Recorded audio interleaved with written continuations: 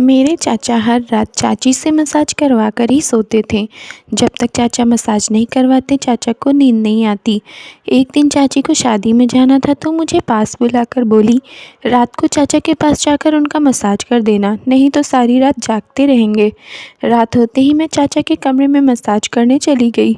अभी 15 मिनट ही हुए थे कि मेरे होश उड़ गए। चाचा ने तो मेरे साथ मेरी चाची मुझे बोल कर गई कि अपने चाचा का ख्याल रखना। साथ ही मुझे वह एक काम करने के लिए भी कह कर गई थी। मैंने वही काम किया था। अचानक से ही कुछ ऐसा हो गया कि अब मेरी रूह काँप गई थी कि वह वापस आएंगी तो उनको क्या जवाब दूंगी। वह कहेंगी, मैं तुझे चाचा का ख्याल रखने के लिए कहा था और तूने यह सब कुछ क्या कर डाला। मुझे खुद ही पता नहीं चला कि यह सब कैसे हो गया और इसमें मेरा क्या कसूर था। यह सब खुद ही हुआ था। मेरे चाचा बड़े ही अजीब तरह के इंसान थे।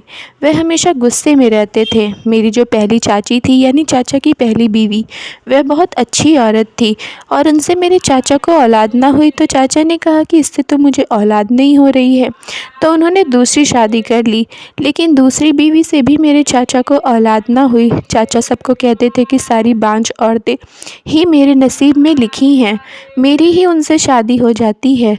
चाचा ने दूसरी औरतों को भी छोड़ दिया। वह बेचारी बड़ी अच्छी थी।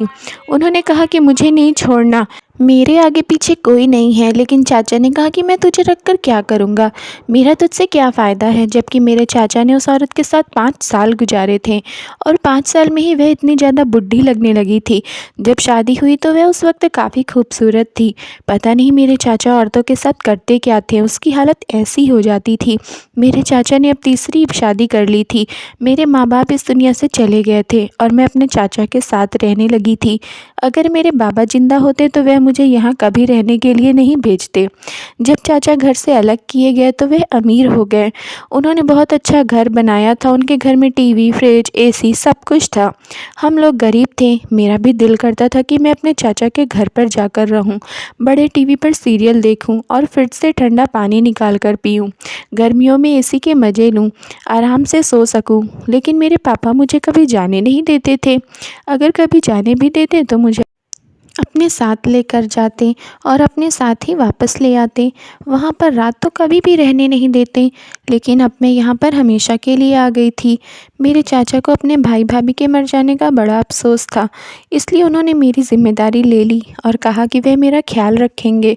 यह जो मेरी तीसरी वाली चाची थी वह भी मासूम थी। चाचा कहते थे कि मेरे नसीब में सारी की सारी औरतें ऐसी आती हैं जो बच्चे पैदा नहीं कर सकती। लेकिन दरअसल उनके नसीब में ऐसी औरतें आई थीं जो बहुत ही ज़्यादा शरीफ और मासूम होती थीं। यह चाची भी बहुत अच्छी थी। मेरे चाचा मेरी चाची से बहुत ज़्यादा सेवा करवाते थे। पूरा दिन कोई ना कोई फरमाइश होती, बिना मौसम की चीज़ बनवाते। कभी कहते पकौड़े बना दो, कभी कहते चाय बना दो और मुश्किल से मुश्किल खाना भर पेट खा रहे थे। मुझे कहते थे कि तुम भी खाया पिया करो, ऐसा किया करो, काम करने की कोई ज़रूरत नहीं है। वैसे घर के काम करने के लिए चाचा ने नौकर रखे हुए थे, लेकिन खाना पकाने की सारी जिम्मेदारी मेरी चाची पर ही थी। मैं उनकी मदद किया करती थी, पर मेरे चाचा कहते थे कि कोई ज़रूरत नहीं तुम्हें काम करने की। अगर तुमने काम किया तो मैं भगवान के यहाँ जाकर अपने भाई को क्या मुँह दिखाऊंगा। चाचा को मुझसे बहुत मोहब्बत थी। उनको एक बार किसी आदमी ने कहा कि तुम्हारी तो तीसरी बीवी से भी औलाद नहीं हो रही, मतलब कि शायद तुम्हारे अंदर ही कुछ गड़बड़ी है। तो उन्होंने कहा कि मेरे अंदर कोई गड़बड़ी नहीं है, बस मेरे नसीब में औलाद नहीं है। लेकिन अब मुझे औलाद नहीं चाहिए। मेरी तीसरी बीवी माँ बन सकती है। अब मैं बच्चा पैदा नहीं करना चाहता। कहाँ बुढ़ापे में बच्चा उठाया फिरूँगा, बच्चों के तो 1000 काम होते हैं। अब तो मेरी अपनी दवाई खाने की उम्र आ गई है और मैं इसके लिए दूध और सामान कैसे लाता फिरूँगा। मेरा भाई दुनिया से चला गया है, उसकी बेटी मेरे घर रहने लगी है। बस मैं इसी को अपनी बेटी बनाकर रखूँगा और मैं इसको विदा कर दूँगा। सारे अरमान इसकी शादी पर पूरे कर लूँगा। मैं यह बात सुन रही थी, मुझे बड़ी खुशी हुई। मैंने कहा कि मेरे चाचा तो बहुत अच्छे हैं, मेरे कितना ख्याल रखते हैं, मुझे अपनी बेटी बना लिया है। मेरे चाचा मेरी चाची से बहुत ही ज़्यादा काम करवाते थे। रोज़ रात को उनसे मसाज भी करवाते थे, जबकि यह काम बड़ा मुश्किल होता था। मेरी चाची चाचा के ऊपर खड़ी हो जाती और पैरों के साथ उनकी कमर और टांगों को दबाया करती थीं।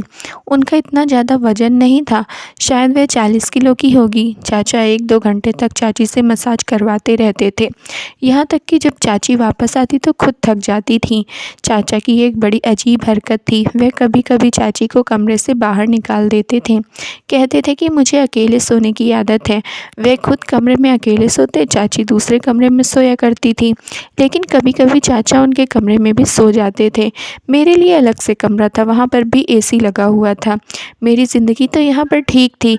मेरे चाचा मेरी चाची को कहीं जाने नहीं देते थे, उनके अपने घर भी नहीं, उन्हें रात को भी अपने घर रुकने नहीं देते थे। मेरी चाची कहती थी कि मैं तो बस यहाँ पर सेवा करने के लिए आई हूँ। अमीर बंदा है, इसके पास पैसे हैं, हम लोग गरीब थे। मेरे बाप ने पैसा देखकर शादी कर दी, वरना मेरी तो यह पहली शादी है। चाची मुझे अपना दुख सुख बताया करती थी, लेकिन चाचा से बहुत ज़्यादा डरती थी। जैसे ही किसी आहट की आवाज़ आती तो चाची चुप हो जाती और मुझे बार बार कहती कि किसी को कुछ ना बताना कि मैं तुमसे यह बात की हूँ। मैं भी कहती कि नहीं बताऊँगी, वैसे भी मुझे बताकर क्या मिलना था। मेरी चाची अच्छी थी और चाचा भी, मुझे उन दोनों के साथ ही अच्छी तरीके से रहना था। मुझे एक दूसरे में फूट डालने की क्या ज़रूरत थी। मेरी चाची ने मुझे बताया कि उनके बाबा ज़्यादा बीमार हैं, बिस्तर पर पड़े हैं, तबीयत बहुत ख़राब है, लेकिन तुम्हारे चाचा जाने नहीं देते हैं। कहते हैं कि घर के काम ज़रूरी हैं, टाइम पर खाना नहीं मिलता तो मेरा मूड ख़राब हो जाता है। मेरी चाची मुझसे कहती थी कि औरत गरीब बंदे से शादी कर ले, जो कम से कम प्यार करने वाला और एहसास करने वाला होता। वह लेकिन ऐसे आदमी से शादी ना करे जिसके पास पैसे तो हों, लेकिन वह आपको एहसास ही ना करे। मैंने कहा कि औरत तो आजकल ऐसा नहीं सोचती, वह तो बस कहती है कि बंदा अमीर हो, चाहे जैसा भी हो। मेरी चाची ने कहा कि हाँ, काश कि मुझे पहले पता होता कि यह सब कुछ होता है, तो मैं तुम्हारे चाचा से कभी शादी ना करती। मेरा तो दिल करता है गली में ढोल पीटूं और सबको बताऊं कि कोई भी अमीर आदमी से शादी ना करे, और करे तो कम से कम ऐसे आदमी से करे जिसके अंदर थोड़ा बहुत एहसास, इंसानियत हो। तो मेरी चाची बड़ी परेशान रहती थी। मैंने कहा कि मैं आपकी मदद करती हूँ, मैं चाचा से बात करती हूँ। उन्होंने कहा कि नहीं नहीं, तुम ये बात अपने चाचा से मत कहना। लेकिन चाची अंदर ही अंदर बड़ी परेशान थी। एक दिन रोना शुरू हो गई। चाचा ने कहा कि क्या बात है, क्यों घर में मनहूसियत फैलाई हुई है। मुझे बिल्कुल अच्छा नहीं लगता कि घर की औरतें घर में बैठकर रोती रहें। जिस घर में औरत इस तरह बैठकर रोती है, उस घर से पैसे चले जाते हैं। तुम क्या चाहती हो कि मेरी कमाई ख़राब हो जाए? जब मेरे पास पैसे नहीं होंगे, सबसे पहले तुम ही मुझे छोड़कर जाओगी। चाचा ने कहा कि मैं अपने बाप से मिलना चाहती हूँ। पता नहीं कब फ़ोन आ जाए और पता चले कि बाबा इस दुनिया में नहीं है, आखिरी बार उनसे मिल भी ना पाऊँ। अगर ऐसा हुआ तो मैं ज़िंदगी भर आपको कभी माफ़ नहीं करूँगी। मेरे चाचा को रहम आ गया और उन्होंने कहा कि ठीक है, चली जाओ, लेकिन सिर्फ़ एक रात के लिए तुम वहाँ जाओगी और अगली सुबह वापस आ जाओगी। मेरी चाची तो इस पर ही खुश हो गई। उन्होंने कहा कि ठीक है। मेरे चाचा ने थोड़े पैसे दिए और कहा कि उनके लिए कोई चीज़ भी ले जाना और मेरी तरफ़ से भी पूछ लेना। चाची ने कहा कि अगर आप भी साथ चलते तो। मेरे चाचा ने कहा कि मेरी तीसरी शादी है, पहली नहीं जो मैं ससुराल का मुंह देखूं। मुझे कोई ज़रूरत नहीं है, तुम अच्छी औरत हो, मेरा ख्याल तो करती हो, लेकिन तुम्हारे बहुत नखरे हैं। अगर ज़्यादा नखरे करने हैं तो वहीं पर बैठ जाना, मैं तुम्हें तलाक के पेपर भेज दूँगा। मेरी चाची तो डर गई। मैं चाचा का रवैया देख रही थी, कितना गलत है। चाची ने उनके साथ हमेशा अच्छा किया, लेकिन चाचा ने आज उनको ऐसी बात कह दी थी। ऐसे नहीं कहना चाहिए था, उनका क्या कसूर था। वह कहने लगा कि दिल तो नहीं कर रहा, लेकिन एक तरफ मेरा बाप है और एक तरफ मेरा घर है, और बाबा इस दुनिया से जाने वाले हैं। अगर बाबा से ना मिली तो जख्म मेरे दिल में बात बनकर बैठ जाएंगे, मुझे अंदर ही अंदर खा जाएगी। लेकिन अगर वहाँ से आने में देर हो गई तो तुम्हारा चाचा मुझे तलाक दे देगा। बस तुम पीछे से सब कुछ संभाल लेना, ऐसा मौका ना देना कि इसे मेरी याद आए। मैंने कहा आप फ़िक्र ना करो, मैं उनको टाइम पर सारी चीज़ दे दूँगी। तो यही नहीं, मैं सारी चीज़ बहुत अच्छी बनाऊँगी जो उनको पसंद आएगी। तुम बहुत अच्छी लड़की हो, मैं भी तुम्हें अपनी बेटी समझती हूँ और हमेशा समझूंगी। तुम मेरे दुखों को समझती हो। चाची वहाँ से चली गई और मैं सुबह सुबह उठ गई। पहले मैंने चाचा को नाश्ता बना कर दिया, उसके बाद खाना बनाया। शाम को चाय के साथ भी काफ़ी सारी चीज़ बनाई, लेकिन वह बिल्कुल भी खुश ना हुए। उन्होंने कुछ भी नोट नहीं किया, यह भी नहीं कहा कि बहुत अच्छा बनाया है। वैसे तो वह मुझसे इतना प्यार करते थे, लेकिन इस मामले में उनकी ज़ुबान से एक अल्फाज भी नहीं निकला, क्योंकि शायद उनको औरत की तारीफ़ करने की आदत ही नहीं थी। नहीं तो मेरी चाची भी बहुत अच्छा खाना बनाती थीं, लेकिन उन्होंने कभी चाची की तारीफ़ नहीं की, बल्कि हमेशा कहते थे कि इससे भी अच्छा बन जाता अगर तुम थोड़ी मेहनत कर लेती। तो रात हुई तो चाचा ने मुझे आवाज़ दी। मेरी चाची ने मुझे कहा था कि मसाज के बगैर तुम्हारे चाचा को नींद नहीं आती, आज यह काम तुम कर लेना। मैंने कहा कि ठीक है, मैं कर दूंगी। उन्होंने मुझे आवाज़ दी, मैं भी कमरे से चली गई। उन्होंने कहा कि मैं मालिश करवाता हूँ तो ही मुझे नींद आती है। तुम्हारी चाची चली गई है, नहीं तो यह काम तो उसका था। मैंने कहा था कि कोई बात नहीं, वह तो सुबह आएंगी, मैं कर देती हूँ। उन्होंने कहा कि ठीक है। मैं चाचा को मसाज करने लगी। मुझे चाची ने कहा था कि वह 2-2 घंटे तक मसाज करवाते हैं, इसलिए मुझे पता था कि मेरी जल्दी छुट्टी नहीं होने वाली।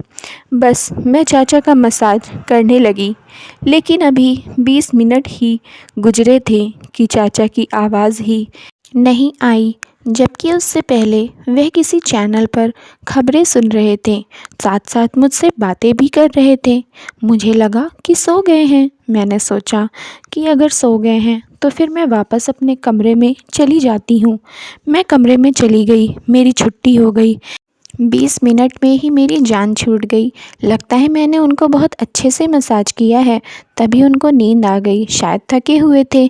मैं कमरे में आई तो चाची के घर से फ़ोन आया। पता चला कि चाची के बाबा का देहांत हो चुका है। चाची ने कहा कि तुम अपने चाचा को लेकर जल्दी यहाँ पर पहुँच जाओ। मैं चाचा के कमरे में उनको जगाने के लिए गई। जाहिर है इतनी बड़ी बात थी, चाची के बाबा की मौत हो चुकी थी, लेकिन जब मैं चाचा को जगाने की कोशिश की तो वे उठ ही नहीं रहे थे।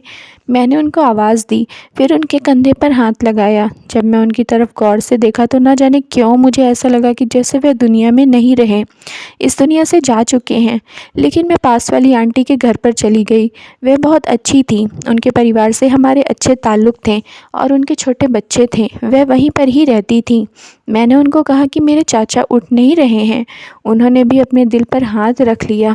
सब ठीक तो है। घर में उनका एक कज़िन आया हुआ था, उसको लेकर वह घर पर आई।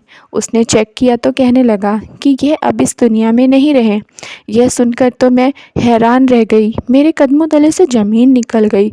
मुझे इस औरत ने कहा कि उन्हें क्या खिलाया। मैंने कहा कुछ नहीं खिलाया था, मैंने उनको अच्छे से खाना खिलाया और मैं उनको मसाज कर रही थी। मुझे लगा सो गए हैं, मुझे नहीं पता था यह सब क्या हुआ। चाची को यह बात बताई तो चाची तो डर गई और उन पर क़यामत टूट पड़ी। एक तरफ उनका बाप मर गया और दूसरी तरफ पति भी। बड़े ही मुश्किल हालात थे। चाची पर सबसे ज़्यादा मुझे तरस आ रहा था। जब वह वापस आई तो उनके बाबा भी इस दुनिया से जा चुके थे। चाचा को हार्ट अटैक आया था और उनके पति भी इस दुनिया से जा चुके थे। आज इस बात को 10 दिन हो गए थे। चाचा की सारी जायदाद और पैसा वगैरह मेरी चाची के नाम हो गए। अब मैं और मेरी चाची इस घर में रहते हैं। मेरी चाची ने कभी चाचा का जिक्र नहीं किया, कभी भी यह नहीं कहती कि मुझे उनकी याद आ रही है। याद भी कैसे आएगी, उन्होंने उनको बहुत तंग किया था। चाची की एक बहन थी जो अकेली हो गई थी, वह भी हमारे साथ रहती थी। उसकी और मेरी उम्र बराबर है। मुझे तो एक अच्छी सहेली मिल गई थी, उसके साथ वक्त अच्छा गुजरता था। हम दोनों ने पढ़ाई भी शुरू की। चाची कहती थी कि मैं तुम दोनों को पढ़ाऊँगी ताकि तुम लोगों की शादी अच्छे घर में हो, और तुम लोगों के माँ बाप नहीं हैं, मैं ही हूँ, और मैं तुम लोगों की शादी ऐसे घर में करूँगी जिसमें ना सिर्फ लड़के के पास दौलत होगी बल्कि आदत और एहसास भी होगा। दौलत वाला देखकर तुम्हारी शादी नहीं करूँगी। यह जो लोग बेटियों की शादी दौलत को देखकर कर देते हैं, अपनी बेटियों के साथ बहुत बड़ा जुल्म करते हैं। मैं तुम दोनों को अपनी बेटी माना है, मैं तुम्हारे साथ ऐसा नहीं करूँगी। अच्छी जगह तुम्हारी शादी करूँगी।